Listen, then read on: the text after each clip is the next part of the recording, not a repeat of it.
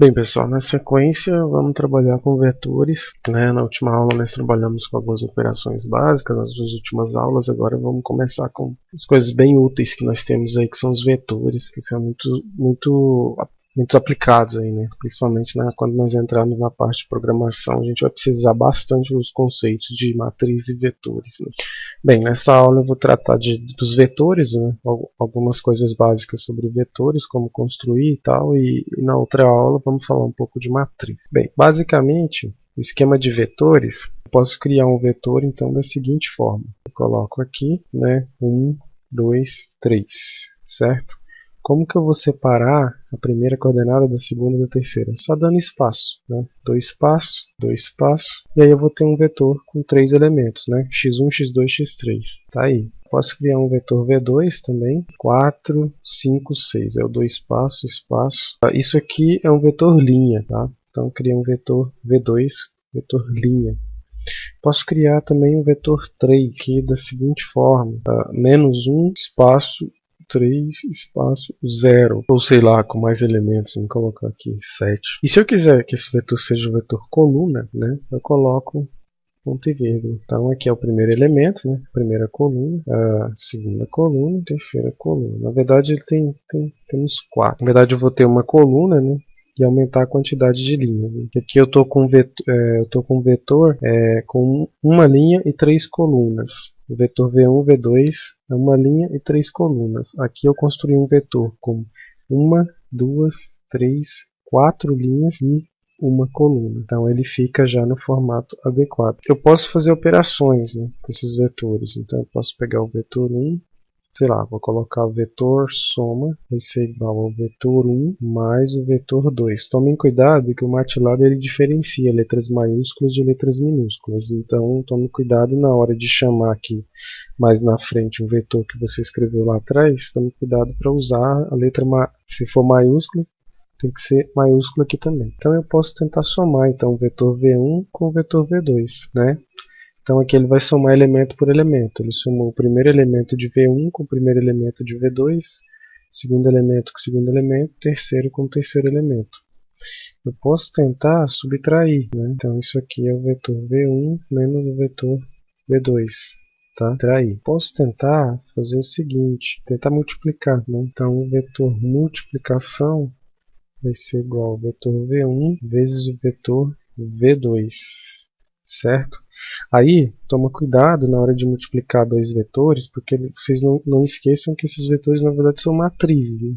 São equivalentes a matrizes, a ordem deles, né? Então, na verdade, na hora que eu for fazer uma multiplicação aqui no MATLAB, se eu quiser fazer o produto escalar ou o produto vetorial, não é necessariamente eu pegar o vetor V1 e V2, porque o MATLAB, na verdade, toda vez que você escreve um vetor para ele entende que é uma matriz, certo? Ele avalia isso como sendo uma matriz. Então, se eu pegar V1 vezes V2 aqui e for tentar fazer a multiplicação, ele vai dar um erro e ele vai reclamar, né, que na verdade esse produto entre essas duas matrizes não é possível. Lembrando que duas matrizes, você pode multiplicar duas matrizes quando o número de colunas for igual ao número de linhas, né? O número de colunas da primeira for igual ao número de linhas da segunda. E aí fura, né, esse critério, quando eu tento multiplicar V1 por V2. Eu só conseguiria multiplicar aqui se eu colocasse a transposta, né? Transposta da matriz, deixa eu ver, acho que da matriz V2. Se eu fizesse V1 vezes a transposta de V2, acho que eu até conseguiria. Mas nesse caso aqui é só um alerta que eu estou fazendo para vocês que a gente não consegue fazer esse tipo de multiplicação exatamente dessa maneira. Se eu quiser fazer a multiplicação, eu posso fazer elemento por elemento. Nesse caso aqui, eu posso tentar fazer assim, eu posso pegar o vetor V1 vezes o vetor V2, mas aí eu vou multiplicar elemento a elemento, ou seja, eu vou multiplicar, igual nós fizemos a soma. A soma a gente somava o primeiro elemento com o primeiro elemento, segundo com o segundo, terceiro com o terceiro. Aqui é a mesma coisa. Se eu colocar esse ponto aqui, antes do asterisco, eu vou estar multiplicando elemento por elemento. Aí notem que deu 4, 10 e 18. 4, 10 e 18, ele é a multiplicação de 1 vezes 4, 2 vezes 5 e 3 vezes 6. Eu estou multiplicando elemento por elemento, certo? Primeiro elemento com o primeiro elemento, segundo elemento com segundo elemento, terceiro elemento com terceiro elemento.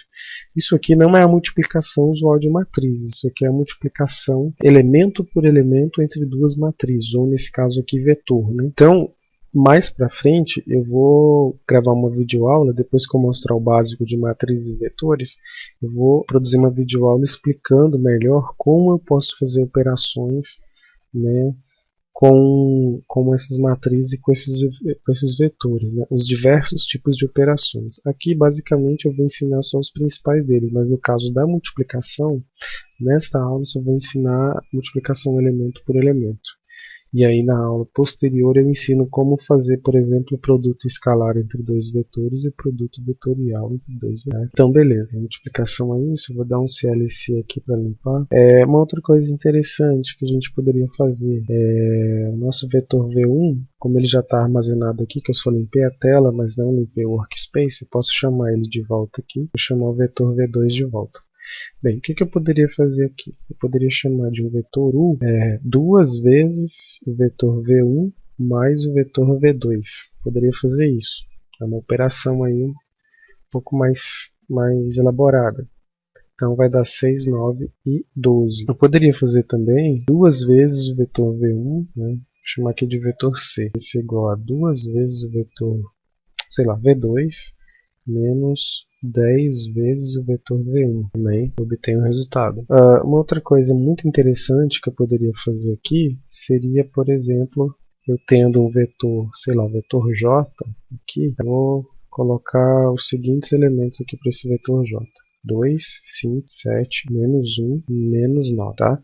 Criei esse vetor aqui, esse vetor ele tem 5 elementos, e aí o que eu posso fazer com ele? Quando você tem um vetor ou uma matriz, você pode fazer o seguinte, você pode chamar um determinado valor dentro desse vetor ou dentro dessa matriz. Por exemplo, eu criei o vetor J, e se eu quiser chamar apenas um determinado elemento, uma determinada coluna, eu posso fazer o seguinte, eu posso pedir J, e aí eu vou lá na posição daquele elemento que eu quero. Então o 2 ele é a posição 1, aqui é a posição 2, posição 3, posição 4, posição 5. Então eu posso pedir, por exemplo, a posição 5. Quero o vetor J, o elemento da posição 5. Então o resultado foi menos 9, que é o último elemento. Eu poderia pedir aqui o J, o número 5. O número 5 ele corresponde ao segundo elemento de J. Então aqui.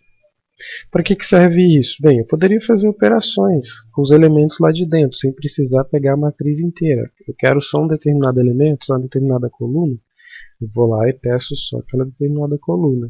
Tá? Isso é mais comum a gente utilizar quando estiver trabalhando com matrizes de ordem maiores que 1, né? Por exemplo, 5 por 5, 4 por 8, alguma coisa do tipo assim, que você quer pegar só uma coluna, só uma linha e trabalhar mais para frente com ela. Então isso é muito usual. Então, por exemplo, aqui nesse caso eu poderia falar que uma variável aqui dg vai ser o j4 mais, aí eu vou pegar o u aqui em cima. Eu quero pegar o j4 e somar com o u1. O primeiro elemento do vetor U. O primeiro elemento do vetor U, lembrando que é o 6 aqui, né? E o quarto elemento do vetor J é o menos 1. Então eu vou somar os dois. Então tá aí. O resultado vai dar 5, certo? O que mais que eu poderia fazer aqui? Uma outra coisa muito interessante que nós podemos... Vou dar um clear all para limpar o workspace, limpar tudo aqui. Que eu quero ensinar outra coisa. Existe uma outra maneira também de a gente construir vetores, que é da seguinte maneira. Eu posso construir um vetor V, que ele vai ser da seguinte forma. Ele vai começar com 1, e ele vai aumentando de 1 em 1 até chegar no 4. Então, 1, 2, 3, 4. Eu posso construir um vetor K, e ele vai começar, que ele vai de 1 em 1, do 3 até o 10. Então, eu coloco 3, 2 pontos, 10. Tá? Então ele vai de 1 em 1, do 3 até chegar no 10. Tá? Aí você pergunta, Vinícius, como que eu poderia construir um vetor, mas que não começasse de 1 em 1, que eu pudesse controlar esse aumento? Né? É como se fosse uma progressão aritmética, onde você poderia inserir a razão. Nesse caso aqui, usando somente o ponto e vírgula, né? o elemento inicial, o elemento final e o ponto e vírgula no meio, a gente estaria, de certa forma, escrevendo uma progressão aritmética de razão 1. O que eu poderia fazer, então, para me controlar essa razão, né? esse incremento, que a gente chama de passo?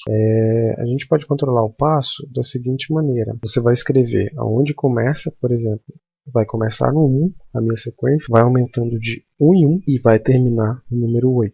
Então tá aí, 1, 2, 3, 4, 5, 6, 7, 8. Então aumentou de 1 em 1. Ah, mas de 1 em 1 a gente já estava trabalhando. Beleza, então vamos mudar. Vamos colocar aqui um vetor f, por exemplo, que eu quero que comece no 4. Eu quero que ele aumente de 5 em 5 e termine no 24. 20, sei lá, 24. Vamos no 24, ver o que dá. Então, ó, 4, 9, 14, 19 e 24, certo? O W aqui poderia construir com um incremento negativo. Então seria um vetor W, começa com 10. Não vamos colocar um número maior, já que vai diminuir, né? Vamos colocar aqui 50. Então ele vai diminuir de 2 em 2 até chegar no 8. Então vamos lá. Aí 5, 50, 48, 46. Então veja que ele vai diminuindo de 2 em 2 até chegar no 8. Certo? Então construímos aí uma maneira diferente da gente construir uma matriz ou um vetor, né? De certa forma a gente utiliza isso para matriz. Então isso para que serve, né? Quando a gente estiver programando, isso vai ser muito útil na hora da gente fazer alguns determinados detalhes na programação. Principalmente quando a gente estiver mexendo com modelagem, alguma coisa do tipo, que envolver tempo, e que você quiser que o tempo esteja variando num determinado intervalo, algo do tipo assim. Isso aqui é muito aplicável, assim. Eu vou usar bastante. Eu já falei então do vetor coluna, já falei da questão da construção controlando o passo. O que mais que a gente poderia fazer aqui? Para fechar essa aula de hoje, nós poderíamos construir um outro vetor W aqui da seguinte maneira. Eu quero que ele comece no 1, ele vai aumentando de 2 em 2 até o 26, certo? Tá aqui até o 26. E aí, vamos supor que eu quero a transposta dessa matriz. Então, a transposta dessa matriz, basta colocar esse pontinho. É só fazer isso, tá? Quando eu quiser, por exemplo, pegar... Eu tenho uma matriz J, certo? 1, 2, 2, 3. Então, eu vou pegar... fazer a transposta, certo? Fiz um vetor J e calculei a transposta. Certo? Se eu fizer a transposta da transposta, né? Se eu fizer aqui J', vai dar a própria matriz J. Beleza? Então, pessoal? Então, basicamente, a parte de vetores, eu acho que já aprendemos bastante coisa, né? São coisas simples, mas que a princípio são muito úteis ao longo do curso de MATLAB, e que eu achei importante, quis destacar aqui, para que a gente tivesse conhecimento, né? E aí eu vejo vocês na próxima aula para a gente estar trabalhando com matrizes de ordem tipo 2x2, algo do 10x10, alguma coisa desse tipo. Beleza?